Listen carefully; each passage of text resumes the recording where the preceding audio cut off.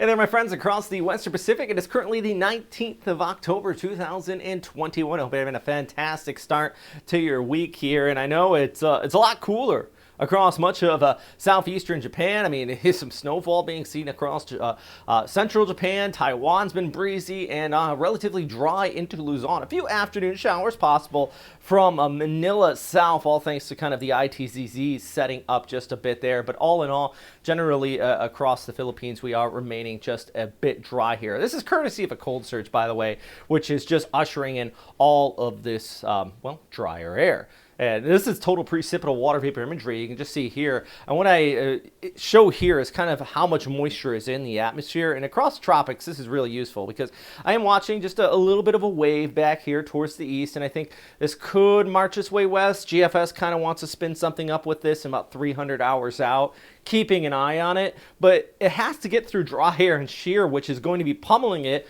thanks to this cold surge pushing on down. So very useful tool. I know you're looking at the models is one thing, but you have to look at the general dynamics. And if anything wanted to develop, it's going to have to get through that. You can just see here the week ahead, guidance continuing the trail of dry air across Luzon. Anything that wants to come through, it's probably going to stay further towards the south. The only way it could survive is from Visayas over towards Mindanao. So for today and for now, I mean, it's all eyes really just on this northeast monsoon and how it's creating the weather pattern here across Southeast Asia and Northeast Asia for that matter. I like these isobars. Really shows you that tight pressure gradient indicating those gustier conditions here. So here's a closer look at the Philippines on your Monday. Yeah, we had a few afternoon showers, like I mentioned, Manila South, but Manila North, things are staying pretty dry.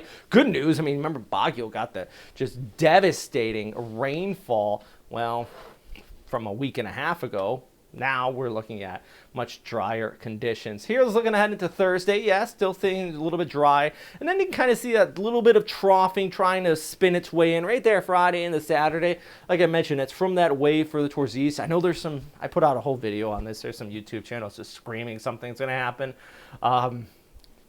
Always remember, if something is sensationalized, especially in a thumbnail, take it with a grain of salt or double check your sources. Not saying nothing could ever happen in the forecast, but I mean, you can take a look at this by Saturday and the Sunday. There's nothing really developing here. Maybe a little bit of tropical moisture interacting with the northeast monsoon, or what's trying to develop with the northeast monsoon by the weekend. So I think by the weekend we could get an increase in showers, but that is a far cry, seeing interaction between northeasterly flow and a tropical wave compared to a typhoon.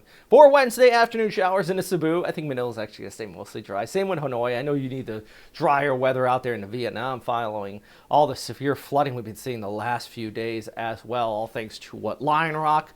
Then we had Kampasu. Then we had Invest 97W, which brought significant rainfall on top of that, and some serious flooding south of Hanoi being reported due to that. All right, taking a look at the outlook here on your Tuesday. Cagayan de Oro, 29 degrees there.